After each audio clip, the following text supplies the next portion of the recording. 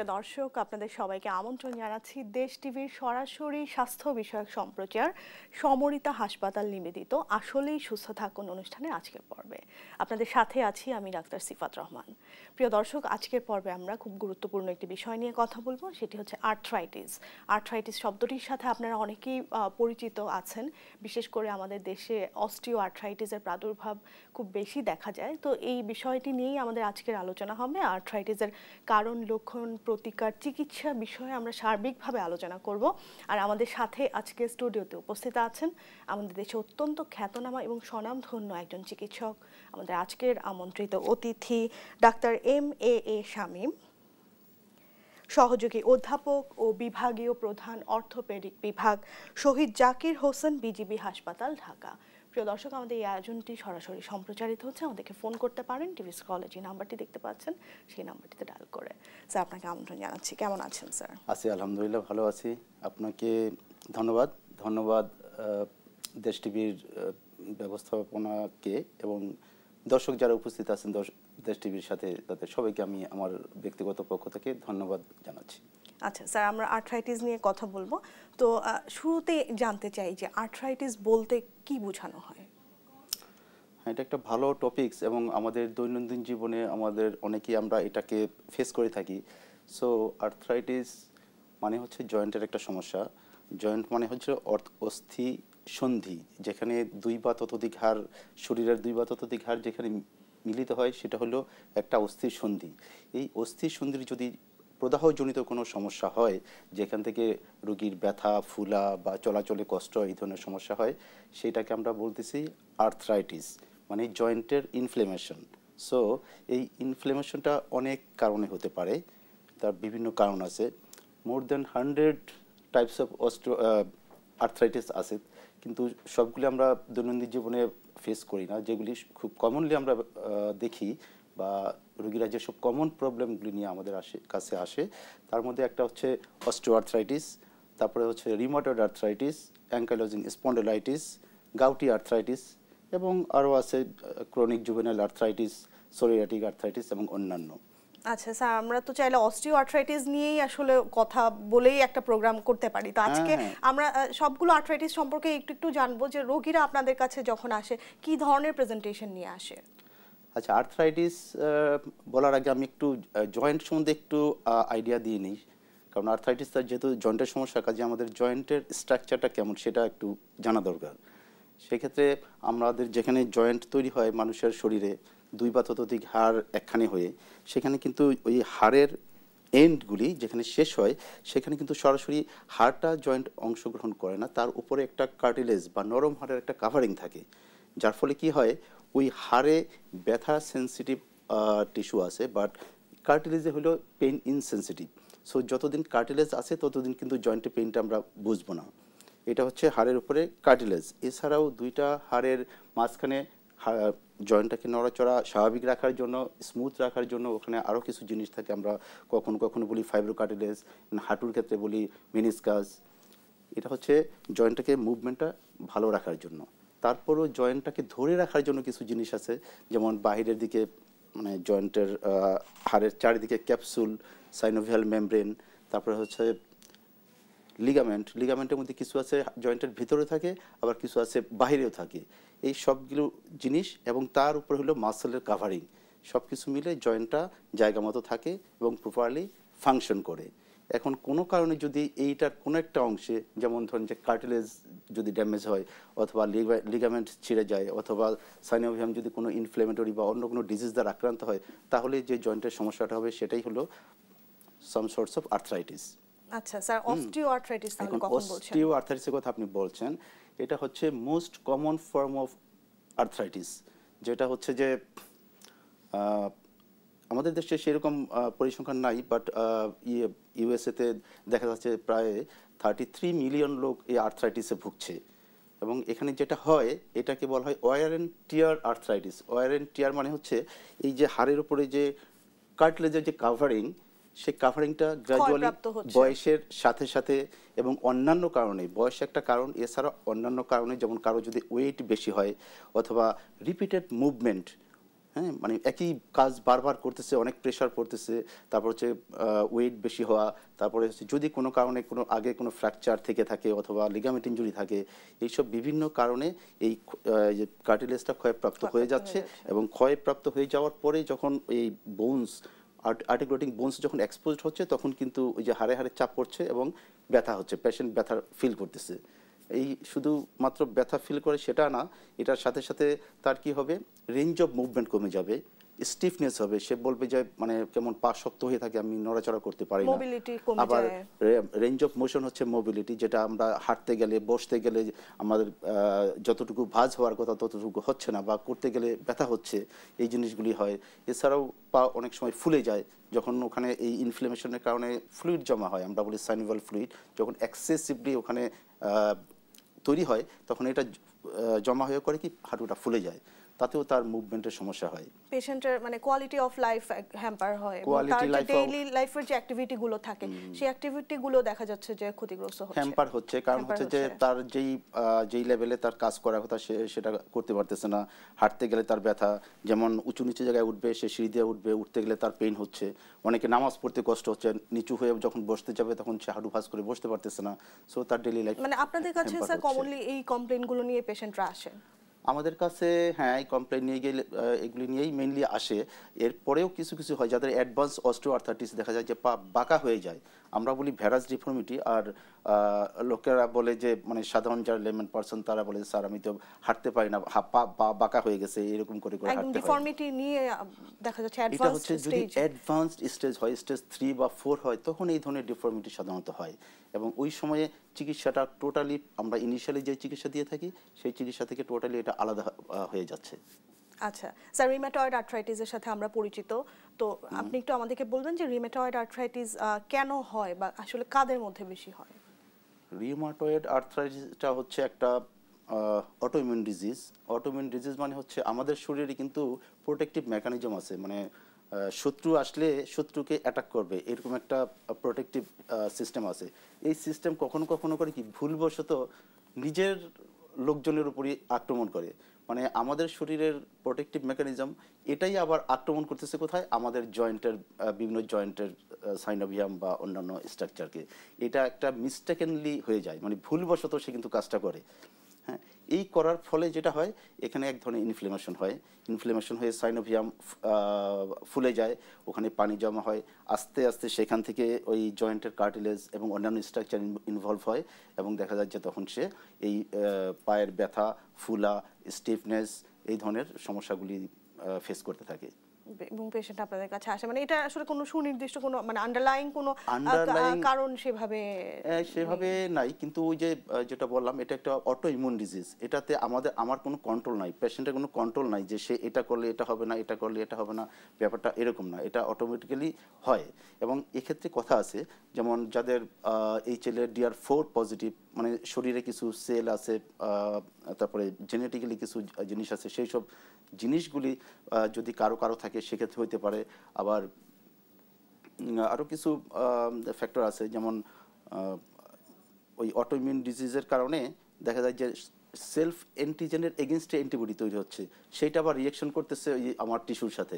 হ্যাঁ, এইভাবে জিনিসটা হয়, বাট নির্দিষ্ট কোনো কারণ ওইভাবে বলা নাই যে মানে খাওয়া দাওয়ার জন্য হইলো বা মানে স্পেসিফিক কোনো রিস্ক ফ্যাক্টর এখানে আইডেন্টিফাই করা সম্ভব হয় না। এটা হচ্ছে একটা অটোইমিউন ডিজিজ। জি স্যার, গাউটি আর্থ্রাইটিস বা যেটাকে আমরা কমনলি গাউট বলে থাকি, যে আমরা জানি যে আমাদের পায়ের জয়েন্টে এটা এফেক্ট করে এবং অনেক ক্ষেত্রে পা ফুলে যায়, পেশেন্টরা আপনাদের কাছে এসে কমপ্লেইন করে যে তিনি হয়তো হাঁটতে পারছেন না, মানে যে স্টেপটা দিতে পারছেন না, এই কমপ্লেইনটা নিয়ে আপনাদের কাছে আসে, তো এই বিষয়টা নিয়ে আমাদেরকে একটু বলবেন। আচ্ছা, গাউটি আর্থ্রাইটিস হচ্ছে, গাউট হচ্ছে একটা আর্থ্রাইটিস যেটাকে আমরা বাংলাতে বলি যে গেটে বাত।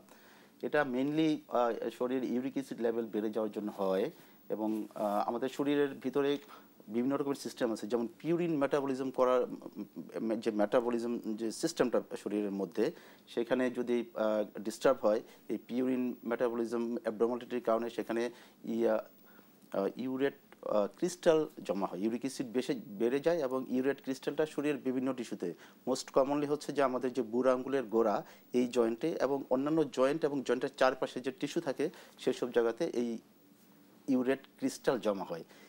এই ইউরেট ক্রিস্টাল জমা হওয়ার কারণেই ওখানে একটা ইনফ্লামেশন হয়, ব্যথা হয়, পা ফুলে যায়, এবং দেখবেন যে এই ইউরিক অ্যাসিডের কারণে যদি হয় সেখানে ফুলা, ব্যথা এবং জায়গাটা লাল হয়ে যাওয়া। এবং এটা সবসময় যে একই রকম থাকে তা না, অনেকদিন ধরে ইউরিক অ্যাসিড বেশি আছে, বাট কখনো কখনো অ্যাকিউট ফ্লেয়ার আপ হয়, তখন আপনি বা পেশেন্ট আমাদের কাছে বেশি আসে। অন্য সময় অল্প ব্যথা থাকে, তখন দেখা যায় পেশেন্ট খুব একটা নোটিস করে না, বাট যখন অ্যাকিউট ফ্লেয়ার হয় তখন হয় কি ওই জায়গাটা অনেক ফুলে যায়, লাল হয়ে যায়, খুব পেইনফুল কন্ডিশন যখন হয় তখন পেশেন্ট এবং বুঝতে পারে। জায়গাটা খুব গরম থাকে, তখন পেশেন্ট আমাদের কাছে আসে। আমরা তখন হিস্ট্রি নেই। এটা তো অনেকগুলি ইস্যু আছে। একটা হচ্ছে যে পিউরিন মেটাবলিজমের কারণে ইউরিক অ্যাসিড বেড়ে যায়, আর এইটা হচ্ছে যে পিউরিনটা আমাদের শরীরে আসে হইল দুইটা জায়গা থেকে। একটা হচ্ছে যে এটা যদি ওই তৈরি হয় বেশি, অথবা যদি এটা বের হয়ে যায় হচ্ছে কিডনির মাধ্যমে, কিডনি যদি কম পরিমাণে বের করতে পারে, মানে শরীরে যদি তৈরি হওয়াটা বেড়ে যায়, হ্যাঁ, অথবা এক্সক্রিশন যেটা বের হয়ে যায় এটা যদি কমে যায়, তাহলে তো শরীরে এটা বাড়তে থাকবে। আর যখন বাড়তে থাকবে তখন এটার মেটাবলিজমের সমস্যা হবে এবং এই ইউরিক অ্যাসিড শরীরের বিভিন্ন টিস্যুতে জমতে থাকবে, আর সে এই অসুখটা করবে। এছাড়াও শরীরে ইউরিক অ্যাসিড ঢোকার আরো কিছু আছে, যেমন আমাদের অনেক খাবার দাবার আমরা খাই যেগুলির মধ্যে ইউরিক অ্যাসিডের পরিমাণ বেশি, সেই ধরনের কিছু খাবারেও আপনারা রেস্ট্রিকশন সাধারণত দিয়ে থাকেন। যখন আমাদের কাছে আসে, আমি এই বিষয়ে আপনার কাছে আরো বিস্তারিত জানবো একটি ছোট বিরতির পরে। প্রিয় দর্শক, সমরিতা হাসপাতাল নিবেদিত আসলেই সুস্থ থাকুন অনুষ্ঠানের পর্যায়ে একটি ছোট্ট বিরতিতে যাচ্ছি। বিরতির পর আমাদের আলোচনার পরবর্তী অংশ নিয়ে ফিরে আসছি, আমাদের সাথেই থাকুন।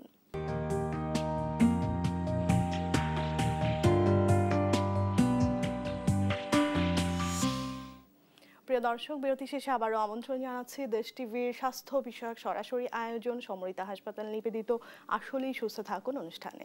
আপনাদের সাথে আছি ডাক্তার সিফাত রহমান। আজকের পর্বে আমরা আর্থ্রাইটিসের কারণ, প্রতিকার এবং চিকিৎসা বিষয়ে কথা বলছি। আর আমাদের সাথে স্টুডিওতে উপস্থিত আছেন ডাক্তার এম.এ. শামীম, সহযোগী অধ্যাপক ও বিভাগীয় প্রধান, অর্থোপেডিক বিভাগ, শহীদ জাকির হোসেন, বিজিবি হাসপাতাল, ঢাকা। স্যার, বিরতির শেষে আবার আমন্ত্রণ জানাচ্ছি।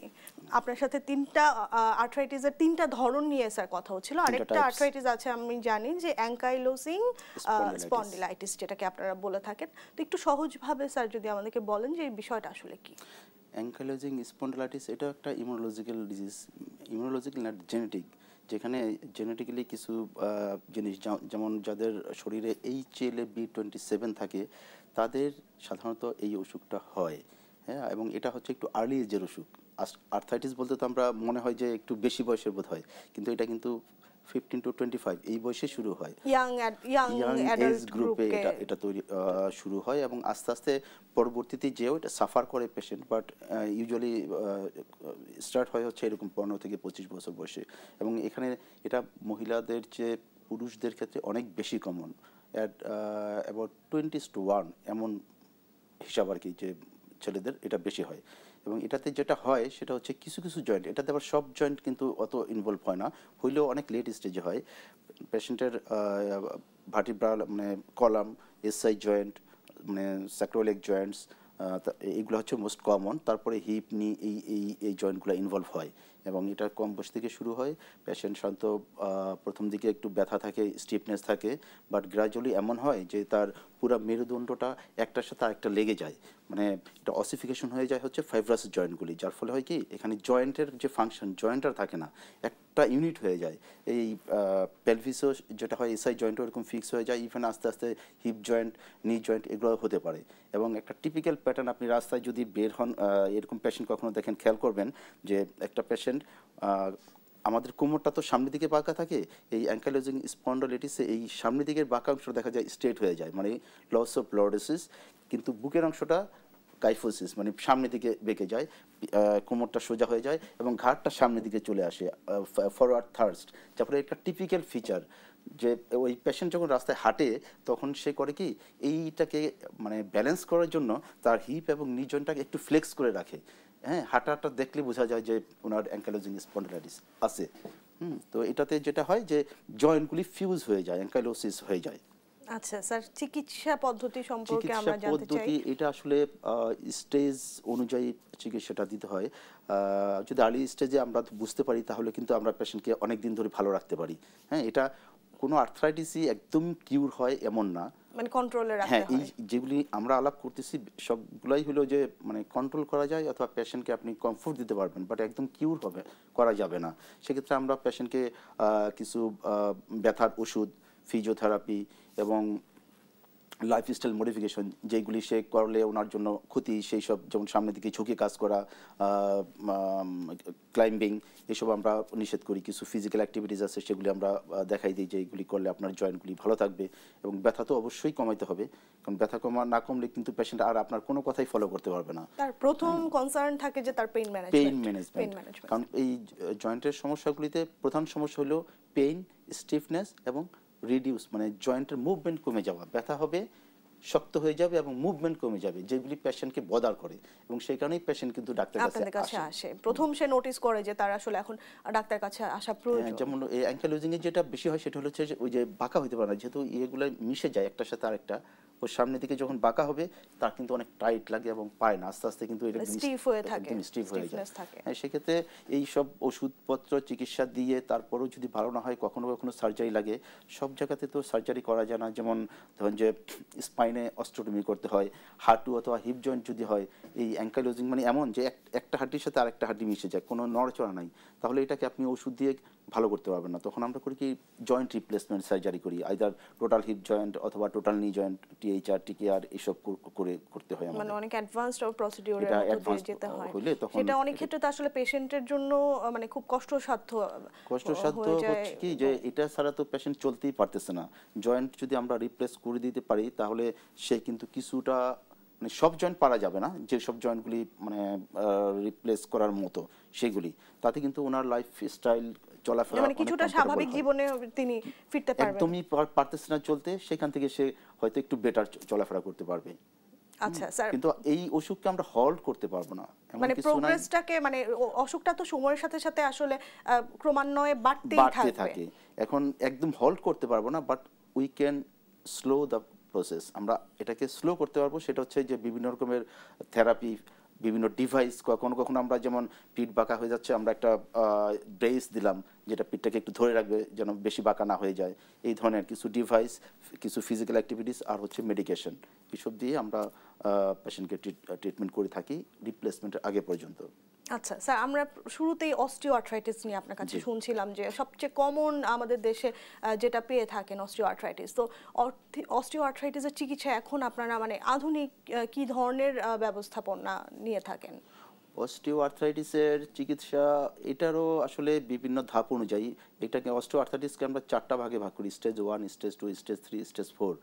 স্টেজ 1, 2তে সাধারণত আমরা কনজারভেটিভ ট্রিটমেন্ট দিয়ে থাকি। আমরা পেশেন্টকে কিছু ওষুধ দিই, যেমন ধরেন যে ব্যথার ওষুধ, NSAID, তারপরে হচ্ছে যে কিছু অয়েনমেন্ট আছে যেগুলো আমরা শরীরের মানে হাঁটুর বাইরের দিকে ব্যবহার করি, এটাকে বলা হয় কাউন্টার আপ। তারপরে হচ্ছে যে স্টেরয়েড জাতীয় ওষুধ আমরা দিই, যেটা সিস্টেমিক স্টেরয়েড হতে পারে এবং লোকাল জয়েন্টের ভিতর স্টেরয়েড ইনজেকশন দিলেও ব্যথা অনেক কমে এবং দেখা যায় যে কিছু ক্ষয়ও কমে। এছাড়া এটার পাশাপাশি ধরেন যে আরও কিছু ওষুধ আছে, যেমন ডুলোক্সিটিন একটা ওষুধ আছে, অ্যান্টিডিপ্রেসেন্ট, এগুলো লং টাইম যাদের এইসব আর্থ্রাইটিসের সমস্যা তাদেরকে আমরা দিয়ে থাকি। আর হচ্ছে তার ফিজিক্যাল অ্যাক্টিভিটিস, যেমন থেরাপি, তার এক্সারসাইজ, বিভিন্ন রকমের ফিজিওথেরাপি আছে, যেমন শর্ট ওয়েভ ডায়াথার্মি অথবা আল্ট্রাসাউন্ড থেরাপি। এরপরে আবার কিছু ডিভাইস আছে, যেমন যার চলাফেরা করতে বেশি কষ্ট হয়, যেমন হাঁটু ভাঁজ করা বা হাঁটার জন্য কষ্ট, তখন আমরা তাকে নি ক্যাপ বা ব্রেস দেই। হ্যাঁ, এগুলো হচ্ছে সাপোর্টিভ ট্রিটমেন্ট। আর পেশেন্টকে আমরা অ্যাডভাইস করি যে ওয়েট যাদের বেশি আছে আপনি ওয়েট কমাবেন, ওয়েট কমানোর জন্য যেসব খাবার খাইলে ওয়েট বাড়ে সেগুলো অ্যাভয়েড করবেন। তারপরে হচ্ছে যে খাবার পরিমাণ কমাবেন, হাঁটবেন, সমান জায়গায় হাঁটবেন, উঁচু নিচু জায়গায় হাঁটবেন না, যেগুলিতে অস্টিওআর্থ্রাইটিস মানুষের কষ্টটা বেশি হয়। যেমন আমরা বলি যে হাই কমোড ব্যবহার করবেন, সিঁড়িতে ওঠানামা করবেন না, সমান জায়গায় হাঁটবেন, সবসময় চেয়ার মোড়ায় বসে কাজ করবেন, হাঁটু ভাঁজ করে নিচে বসে কাজ করবেন না। এগুলি হচ্ছে যে ওষুধ, তারপরে হচ্ছে যে অ্যাসিস্টিভ ডিভাইস এবং থেরাপি মানে একদম সমন্বয়ে, হ্যাঁ, এগুলো সমন্বয় করে কোনটা কার জন্য কতটুকু প্রয়োজন সেই হিসাবে আমরা করে থাকি। আর যদি এমন হয় যে অ্যাডভান্সড মানে স্টেজ 3 অথবা 4 আর্থ্রাইটিস হয়, তখন তো আমাদেরকে রিপ্লেস করতে হয়, টোটাল জয়েন্ট রিপ্লেসমেন্ট করতে হয়। তখন পেশেন্টের অবস্থা অনুযায়ী আপনারা একটা সিদ্ধান্ত নিয়ে থাকেন। কারণ স্টেজ 3, 4 দেখা যায় যে ওষুধ দিয়ে তখন আর কি কাজ হয় না, কারণ এখানে ওই কার্টিলেজ বলতে কিছু আর থাকে না, পুরোপুরি তখন সেটা ও যদি ক্ষয়প্রাপ্ত আপনি হয়ে যদি যায়। দাঁড়ান তাহলে আপনার এই হাড়ের উপরে হাড় চাপ পড়তেছে, যার ফলে হাড়টা তো হলো পেইন সেনসিটিভ, sensitive সো হবেই। আপনি দাঁড়াতেও আপনার কষ্ট হবে। সেক্ষেত্রে ওনাকে কমফোর্ট দেওয়ার জন্য কিন্তু আসলে টোটাল জয়েন্ট রিপ্লেসমেন্ট আমরা করে থাকি। ইনিশিয়াল স্টেজে আপনারা যখন আর্থ্রাইটিসের চিকিৎসাটা দেন বা কনজারভেটিভ, আপনি বললেন যে স্টেজ 1, 2 এর ক্ষেত্রে আপনারা Yes. কনজারভেটিভ ট্রিটমেন্ট নেন, তো সেক্ষেত্রে কি কার্টিলেজ যে ক্ষয়প্রাপ্ত হচ্ছে সেই প্রোগ্রেসটাকে কি হল্ট করা সম্ভব? একেবারে হল্ড করা সম্ভব না, বাট এটাকে স্লো করা সম্ভব।